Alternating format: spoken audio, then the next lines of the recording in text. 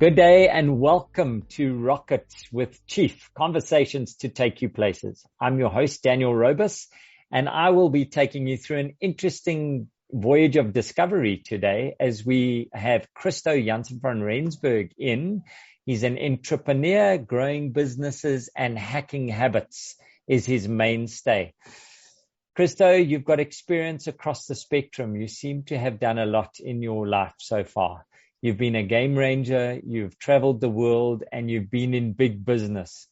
You are now on a totally new path of being an entrepreneur, an investor, and a life coach. Thank you for joining us today. It's a joy to speak to you, and I think the audience will gain a lot from this episode. I haven't seen you in the flesh in 2022. How has January gone for you? Yeah, thank you very much, Daniel. Really humbled to be on the show, and thank you very much for the opportunity. So, yeah, January has been actually very interesting for me. I was supposed to be in the UAE to go and have a look at what's happening over there and just get some stuff settled and sorted out in my personal life. But with all the strict traveling policies and stuff like that, I did not make it to the UAE. So currently still here in South Africa. And I use that opportunity to really focus on what's currently happening within South Africa and just reaching out to some of my businesses and clients to get an understanding of what's happening within their businesses. And I must say, I was astonished to see the resilience and the upbeat nature that is currently, especially in the SME space, that is currently happening with those business owners. And I can definitely attest to the same within my own business, shooting the lights out and really having a great start to 2022. That's brilliant. What's keeping you busy right now? So there's two parts that I would like to maybe share with you. Personally, I've decided to sign up for a mental toughness challenge this year. Okay. And it starts off with 75 days at the beginning, but I've signed up for the whole year. And yeah, it's completely thrown me outside of my comfort zone, and I'm learning a lot about myself. I think that the reason why I signed up for this specific challenge is I think we all say in life, we've got grit, and this is really testing, do I have grit and do I have the mettle to see this through, so the first 75 days is quite intense. Okay. And then after that eases up a little bit, but the intensity stays at the same level throughout the year. So yeah, really enjoying that journey. And what I've learned so far from that experience is that if you take a little bit of focus and a little bit of attention and you apply that into something that you would like to achieve, it goes extremely long way. So, I would say that is one of the very early takeaways within this journey for me. Wow. And it's still a fairly, fresh journey for me, but really enjoying the experience. And I have to say, as part of the takeaway that I've just shared with you, another one is that you have to be ruthless with your time, both personally and professionally. If you are not ruthless with your time, you're going to run into issues. I love that. And we talk about maximizing your impact and using your time effectively. People have this busyness where they're on the treadmill. It feels great being busy, but you never get anywhere. And that's definitely not your state of mind. You're always moving from one place to the other and trying to improve yourself both mentally and physically. Do you think that this year mental health and mental fortitude is becoming more of a customer discussion point? Is it being more understood and accepted? And why do you think it is right now?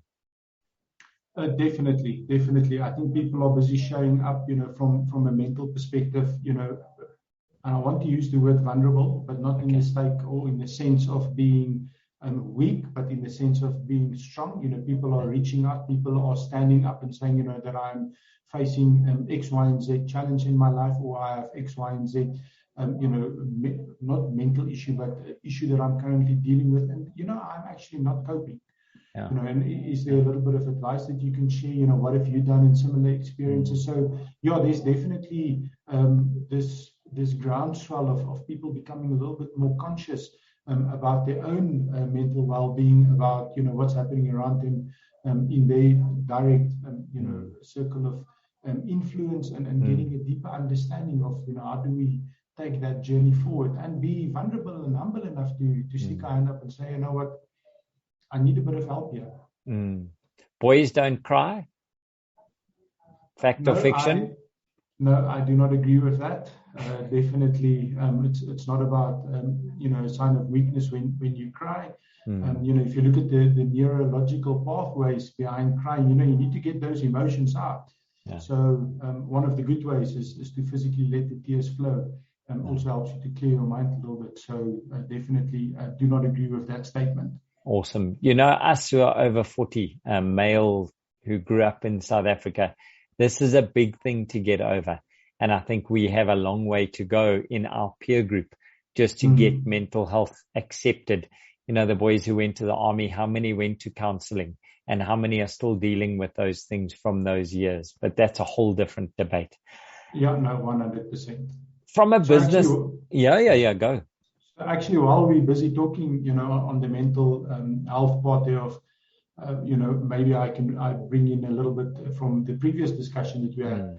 The one thing, especially from a mental health point of view, that is so critical, and what I'm currently focusing on a lot as well. I use the Pareto principle, but I've taken it a little bit to the extreme part there, which is the 1 in the 4% of what do I spend my day on, and mental health is definitely on top of that list. On what am I doing for myself to make sure that I'm and like I said, mentally healthy and mentally strong, and working towards really unpacking that and get the necessary guidance and help. Sure, that is so good. From a business perspective, are you seeing any interesting upswings in our region in South Africa, which weren't there last year? Yes, I definitely am seeing an upswing. And again, it goes back to that consciousness that we just spoke about. So, the business that I'm involved in, there's definitely the owners and the stakeholders and shareholders within these businesses, definitely much more conscious about, how do we take business forward? And I don't want to say the new normal. The only thing that is, constant in our life is change. So I don't want to, everybody goes back to, we've had COVID and we're now in this new normal. It's just change, and we learn to adapt, and we are extremely resilient as the human species to adapt. So this consciousness about, how do we look at doing business differently?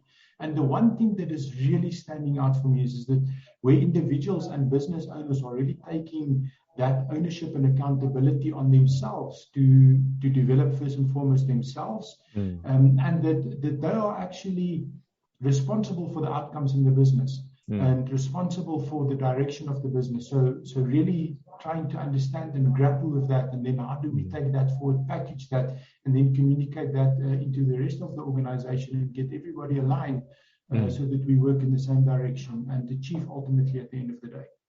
That's outstanding. I really like that focus on, it's just change. We've lived through this before. We are just changing. You stay ahead of the game through reading quite a bit. You had an awesome goal for last year regarding reading. What was it? And what was your biggest lesson from this? So I initially started off to say that I would like to read a book a month. And then I read my first book in a week, and I decided, maybe there's more to this. And then I said, I'm going to read one book a week, so that's 52 books for the year. And then I realized, but there's a little bit more capacity here. So I upped the game and I said, okay, I'm going to aim for 2. And then, last year I ended up at 108. No way. Yeah.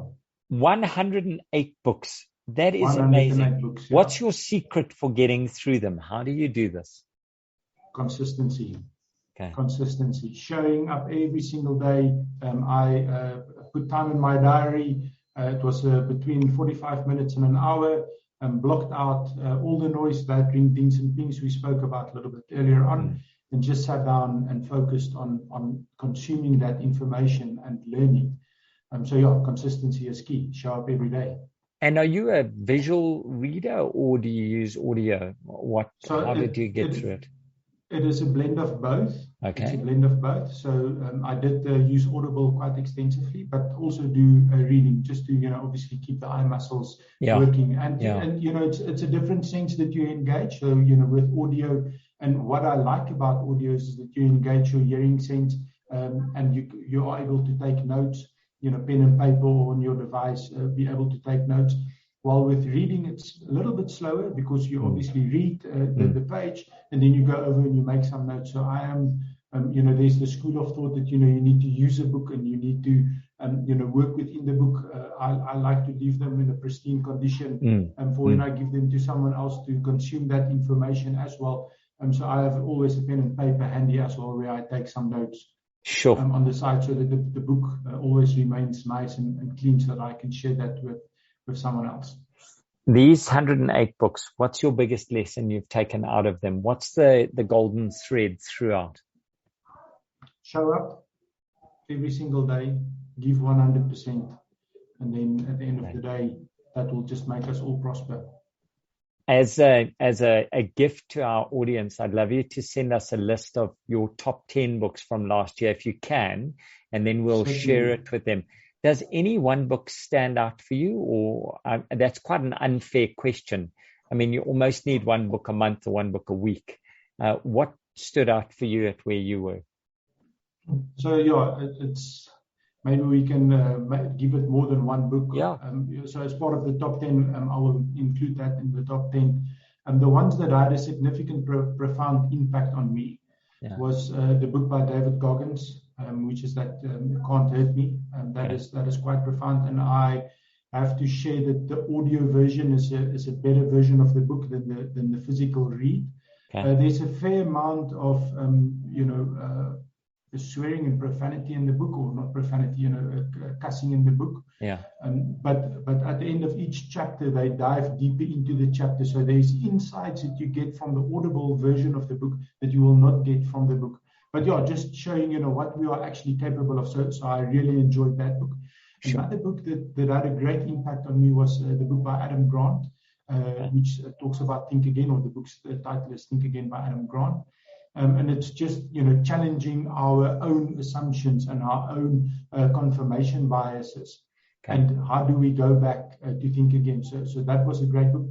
And then the one that had a deep personal impact on me, and it's been around for many, many years, is that Man's Search of Meaning by Victor Frankle. Deep book. A classic, Man's Search for Meaning. Classic. What a tough read. That is okay, I'm just taking a note on that. That is a tough read. Wow. And you spoke about, Boys Don't Cry a little bit earlier on. If you read through that book and you do not shed a tear for what this individual has been through and what has happened in the Holocaust, you are extremely emotionally extremely tough and mature. It really plucked on my heartstrings, and there was moments where I really just had to bring myself to the fact of what actually happened. And I think I was also very fortunate to be we went to go and visit Israel a few years ago, to be to the Holocaust Museum. So this book just had additional meaning to what I've seen and experienced there, and it is profound and deep. Wow.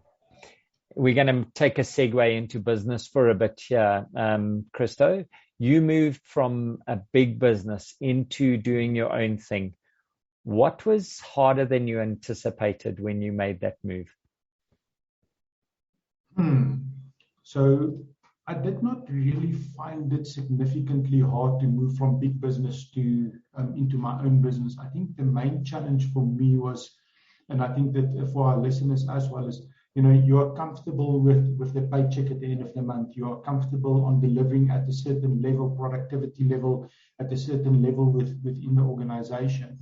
And the day that you step away from that security, I don't want to call it a comfort zone, but the day that you step away from that security, it's not all of a sudden in your own hands. And you pretty much determine, what is the path and the direction that you are going to take. So I think the biggest thing for me was to decouple myself from big business, to say that as an individual, I have got intrinsic value. And as an individual, I have got value that I can add to your business and to business as a whole. So I would say that was the biggest, mindset shift for me, to say that, there's value that exists here, and then how do I go out into the world and share that with businesses across, first and foremost, South Africa, then Africa, and then ultimately, and Africa will always have a very special place and first focus within our businesses, but then to the rest of the world as well. Oh, that's awesome. So you're doing a number of things. And I've I introduced you as an entrepreneur and a coach and all of these nice, wonderful titles. But if you had to explain to your granny what you do, how would you explain that?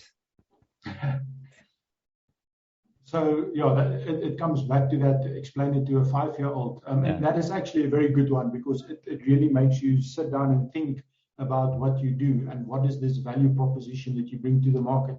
So I would say that the essence of what I do is that I acquire a stake in a business, and then I help the people in the business to develop and grow the business. Okay. Excellent. Now you're doing this and you are adding to people's businesses. When you stumble in your own, who do you go to for help or advice?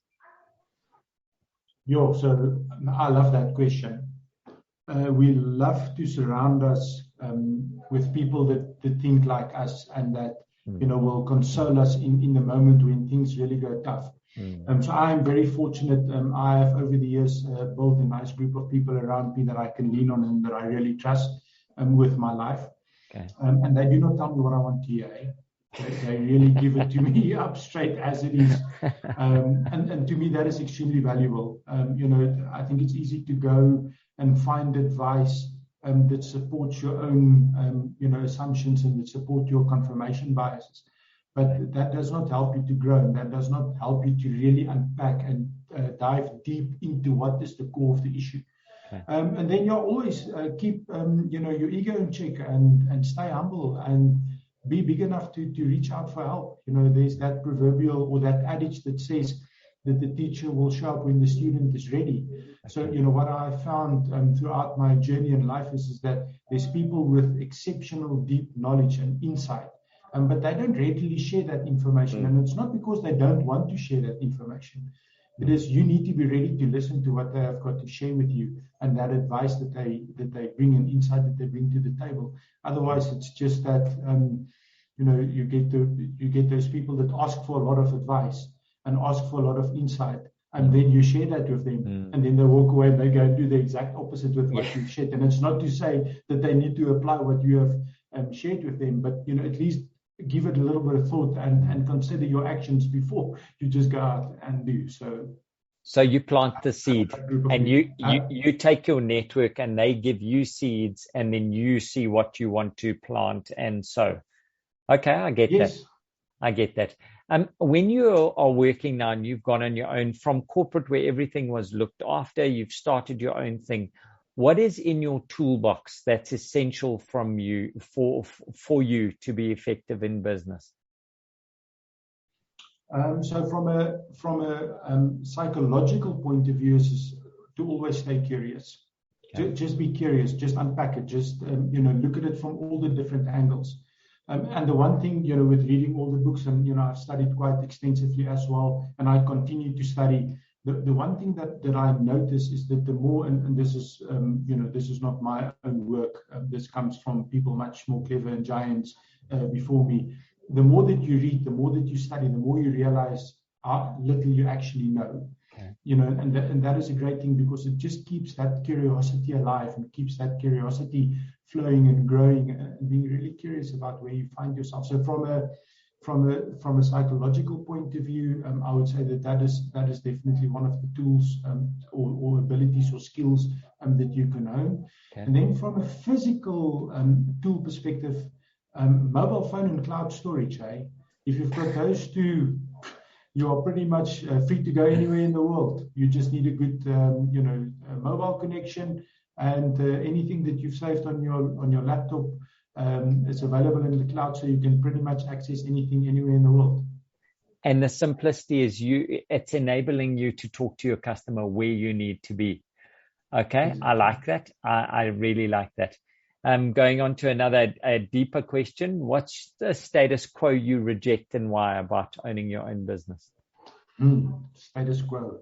So I would say that this is not necessarily just in my own business, but in life as a whole, where people say, let's not rock the boat. Let's just keep smooth sailing. Let's not rock the boat. I think that, we steal from ourselves when we don't test our own assumptions and our confirmation biases. And, the thing is that this is a robust process, and there is a degree of candor that this process requires.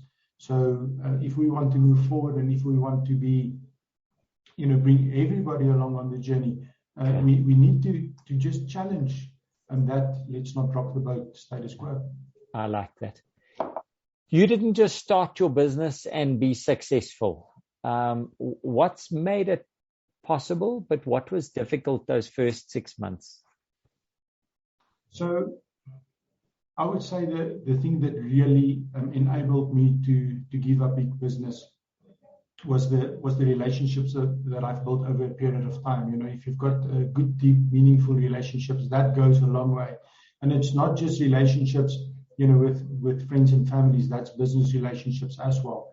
So that relationships helped me a lot, as well as a network. And that network needs to be with as much and many diverse people that you can find being part of that network, and as much and as many diverse industries will really help you to just look at your business in a different angle. And I think that there's this tendency on LinkedIn that we just allow people to follow us and we just climb in and want to build a big, massive network. Rather be a little bit more focused in your approach within your network. And when I accept that, how does this add to where I ultimately want to end up with my businesses and end up in life with? So, I don't always accept everybody's, friend request based on, what does that look like? And I love hearing from people.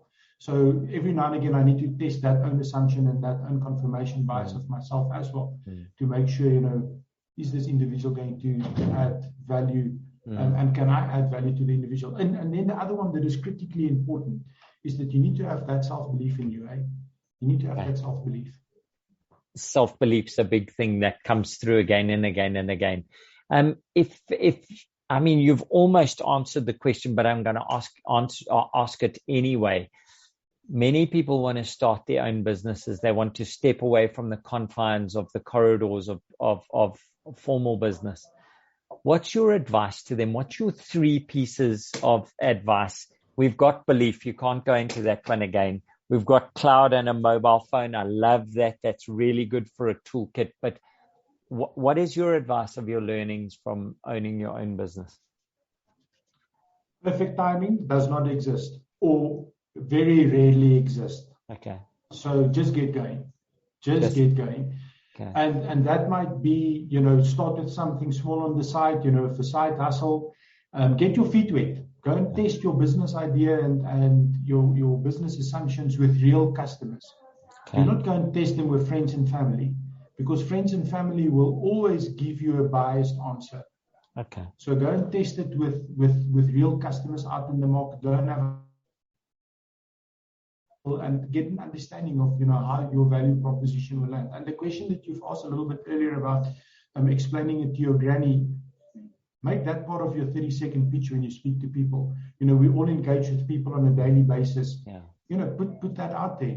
So I would say that is definitely one. And then if the immediate big jump of going from big business or from your corporate gig into your own business, see if you can't start a little side hustle on the side and just get going and get comfortable with the idea of working for yourself.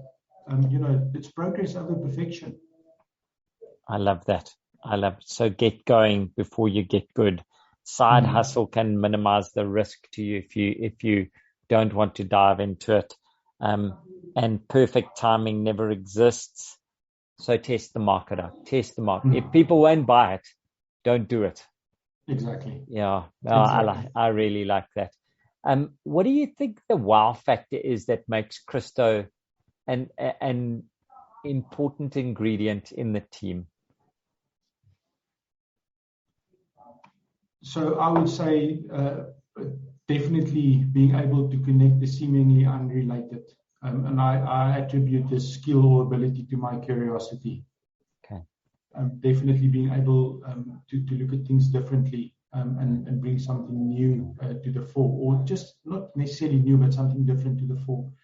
And I would say that my second ability, coupled with that, is to build lasting, meaningful relationships. Okay. So that human factor comes through again and again and again, enabling business through being human, because people do business with people. So, and I can attest to that. That's really a skill of yours.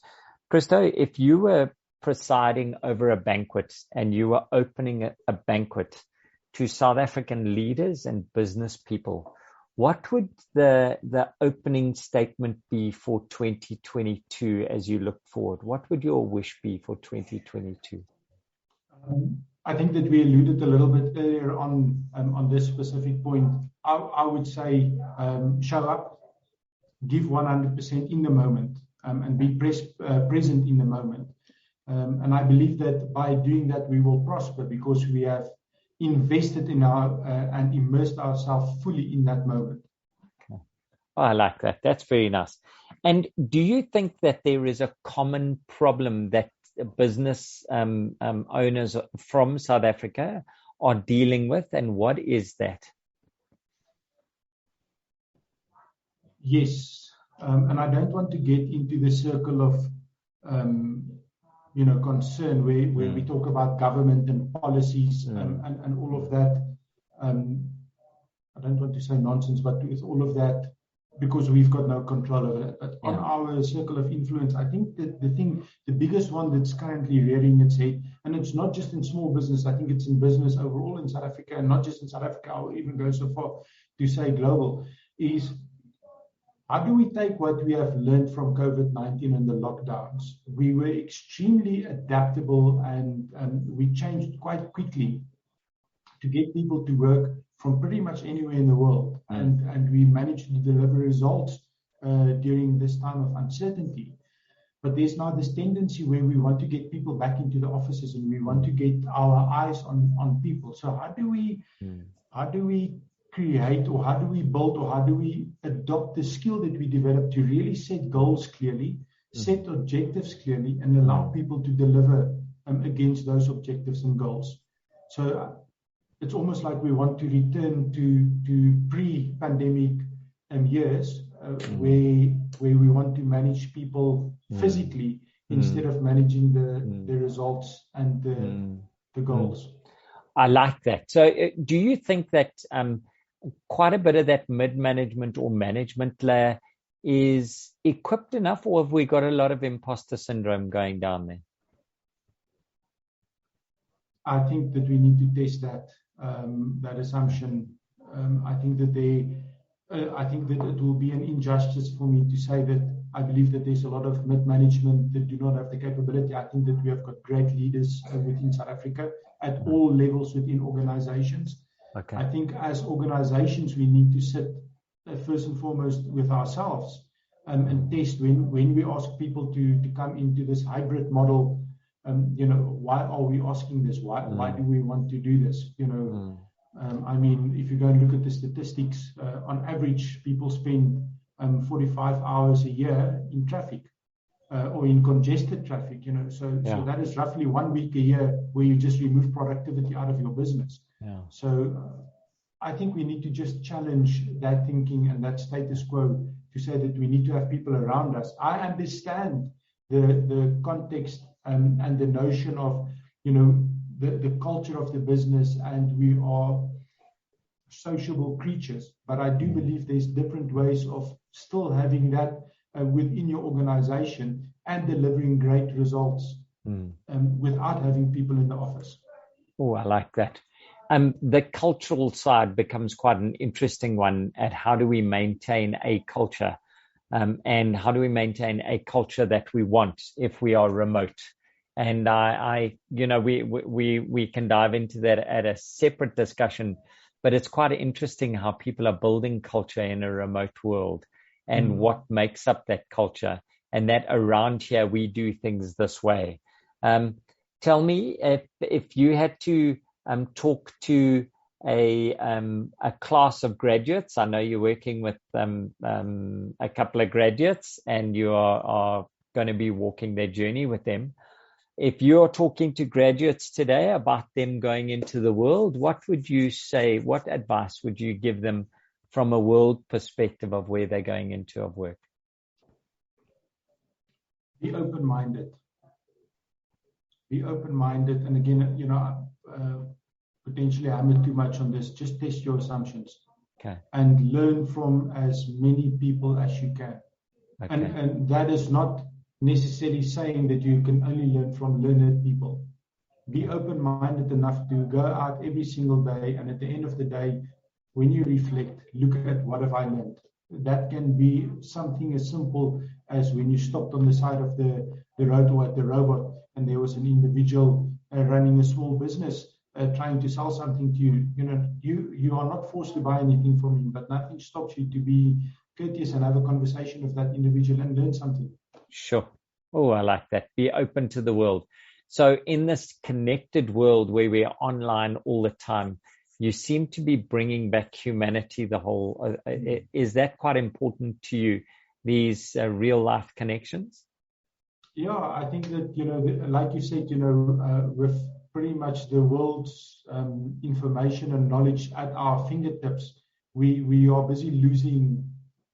This is my perception. We are busy losing the ability to really communicate with one another and have that meaningful relationships. And what you read in a book, an individual brought that, or what you read on a podcast or listen to on a podcast, an individual brought that to the table. And there's so much more behind that little bit of information that you can read on the net. Deeper learning that you can get to, and we tend to walk away from that. And hence why I said, if you listen to the Cant Hurt Me audiobook, there's so much more deeper learning after each chapter than just reading the pages of the chapter. So yes, that human connection for me is key. Awesome. Thank you very much. As we summarize here, I don't know your world as much as I'd like to. So what is the one question you wish that I'd asked you? And I think it just goes back to what I've shared with you. I would say, what is the ability or the skill that we as humanity pay little attention to? Okay. And my answer to that will be the ability to clearly communicate with no or little ambiguity. Awesome. That communication, because we talk doesn't mean we communicate, is it? Exactly. I mean, we look at so many problems throughout our continent, throughout our suburbs, throughout our lives, which are actually communication issues. But we've been shouting at each other for so long, but no one's hearing anything. Exactly. So, last one. Take out your phone. What was the last song that you had playing on there? So, I do like Spotify quite a lot. And not Joe Rogan. So, no. Not Joe Rogan. Music. No, not Joe Rogan. For obvious reasons. So the last song that I listened to was Shangri-La by Jewels Fantasties, and it's actually the Treasure cover thereof. Brilliant song. Thank you very much. That's going to be my Friday playlist. Christo Jansen van Rensburg. What an absolute pleasure to have you in with us. Thank you very much for giving us a little bit of your time. As you go forward into your Friday, I know it's quite a packed day. I wish you all the blessings. I wish you no traffic, and just be wonderful. Carry on doing what you're doing. Thank you so much, and good luck with Technovest. Thank you very, very much, Dan, and really appreciate the time and the great questions that you've asked. Also have a fantastic Friday and a great weekend.